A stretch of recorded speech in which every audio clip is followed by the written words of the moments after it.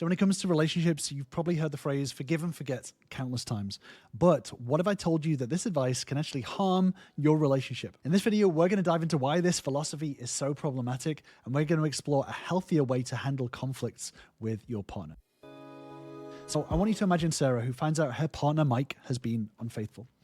They decide to work through it, and Mike promises that it will never happen again. Sarah, trying to follow the forgive and forget philosophy, tries to push the incident out of her mind. But here lies the problem. This emotional discord doesn't simply vanish. It stays in Sarah's mind. And by trying to ignore it, it actually makes it even bigger.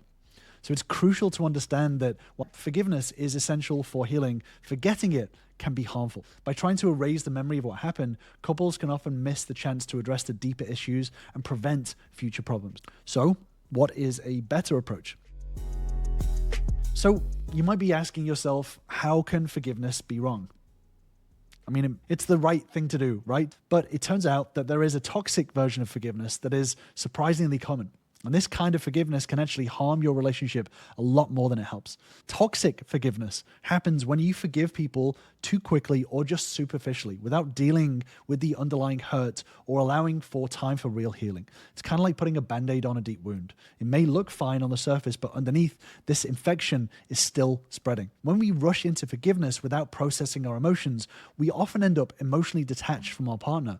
So we might say, I forgive you, but deep down, resentment and bitterness can take root. And over time, this erodes trust and creates a false sense of harmony while deeper issues fester. So for instance, if your partner is repeatedly breaking promises and you keep forgiving without addressing the behavior, you're essentially allowing them to continue to do it. You're not actually holding them accountable.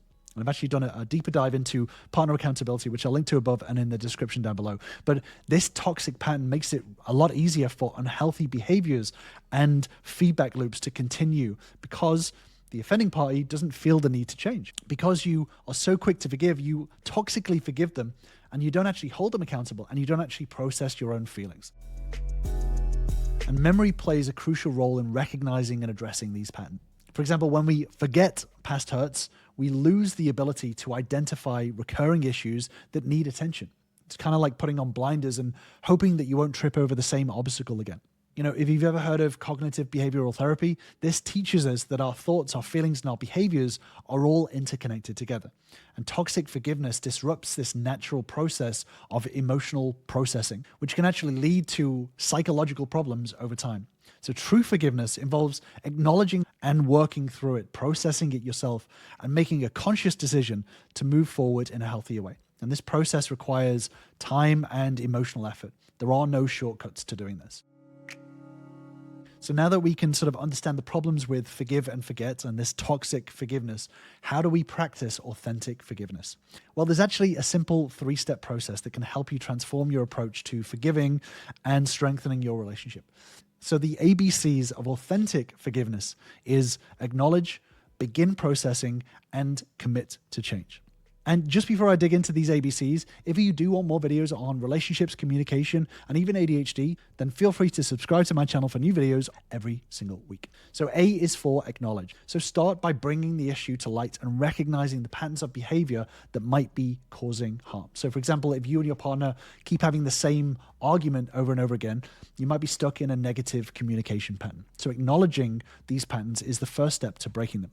Next is to begin processing. So next, explore the what, the why, and the how of the situation. So this isn't about blaming each other, but this is about fostering empathy and deeper connection. So for example, if your partner often forgets important dates, try to understand why. Getting to the root of the discord can help to start fostering true forgiveness and being able to move forward. So for example, if there's been infidelity in the relationship, getting to the root of the problem of why the infidelity happened in the first place. You know, this is rarely a character issue.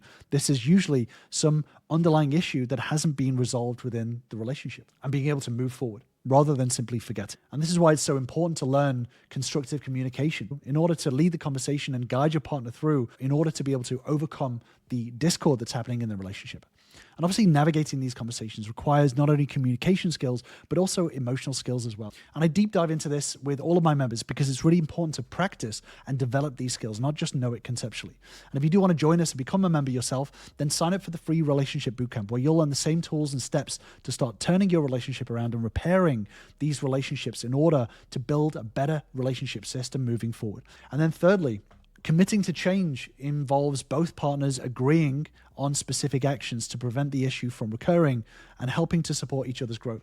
So forgiveness isn't just about forgetting and letting go of the past, it's about creating a better future together. So in the infidelity, an example, if there has been infidelity in the relationship and you've dug down to the root causes, then you can start putting in potential solutions to prevent this happening again in the future. So as an example, if your partner cheated because they felt neglected or not heard, a potential solution could be regularly having conversations together in order for them to feel understood and their feelings heard, in order for them to have their needs satisfied in the relationship. This is about creating solutions, not looking back and blaming. So authentic forgiveness is not a quick fix. It requires a lot of patience and a lot of emotional processing. But addressing the root causes of a conflict helps you to build a stronger, much more resilient relationship and potential solutions to prevent this happening again in the future. So now that we understand how to practice authentic forgiveness, let's take it one step further. So the key to a truly resilient relationship isn't just about forgiveness, but about redefining what forgiveness means. So often forgiveness is pictured as, a quick apology followed by a return to normalcy. However, true forgiveness is more nuanced and a lot more powerful. So it's not about sweeping issues under the rug or pretending that they never happened. It's about facing challenges head on, leaning into them and using them as opportunities for growth and deeper connection. When couples follow the forgive and forget philosophy, they often end up in a cycle of repetitive conflicts because you can't truly forget, because forgetting about an issue dooms it to repeating again. You may have heard of the quote, "Those who do not learn from history are doomed to repeat it." The same applies here. The same issues keep resurfacing because they're never fully addressed. In contrast, couples who practice authentic forgiveness see increased relationship satisfaction and stability. They aren't just patching up problems, they're actively working to understand and resolve them. So to communicate about forgiveness with your partner, approach the conversation with openness and vulnerability. Express your feelings without blame. So for instance, instead of saying, "You always forget important dates," try something along the lines of, "I feel hurt when important dates are forgotten." This helps to invite a constructive dialogue rather than putting your partner on the defensive. Leading the way by changing your actions are vital in the forgiveness process. Forgiveness isn't just about saying sorry or accepting an apology. It's about leading the situation and showing through your actions that you are committed to change, whether you are the person who is at fault or the person who is the victim of the fault. And this involves opening crucial conversations and creating better systems to prevent future issues.